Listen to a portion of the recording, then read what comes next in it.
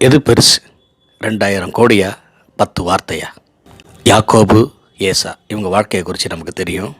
ஒரு காலகட்டத்தில் யாக்கோபு அப்பாவையும் அம்மாவை விட்டு பிரிஞ்சு தனியே போகிறார். அவர் பிரிந்த பிறகு ஈசாவோடு இருக்கிறது ஏசா மாத்திரம்தான். அன்னைக்கு ஏசாவுடைய சொத்து மதிப்பு மொத்தமாக 2000 கோடி என்று வேத வல்லுநர் சொல்கிறாங்க. பிரிந்து சென்ற யாக்கோபுடைய கையில் இருந்தது ஒரே ஒரு கோல்.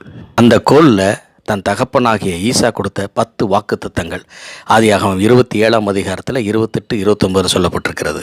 வெறும் 10 வாக்குத்தத்தங்களோடு கடந்து போகிறார். யாக்கோபு திரும்பி வரும்போது 2 பரிவாரங்களோடு வருகிறார். பரி என்றால் குதிரை, பரிவாரங்கள் என்று சொல்லும்போது 2 ராஜாக்களுடைய சொத்துக்கள். அது மாத்திரமல்ல, யாக்கோபு இஸ்ரவேலாய் மாற்றப்பட்டு தேசத்து ஜனங்கள் எல்லாரையும் ஆசீர்வாதமாய் மாற்றும்படியான பாத்திரமாய் மாற்றப்பட்டிருக்கிறார். நம்மகிட்ட இருக்கிற பணம், சொத்து, நகை, செல்வாக்கை விட தேவன் கொடுத்துருக்கிற வாக்குத்தத்தங்கள் மேலானவைகள்.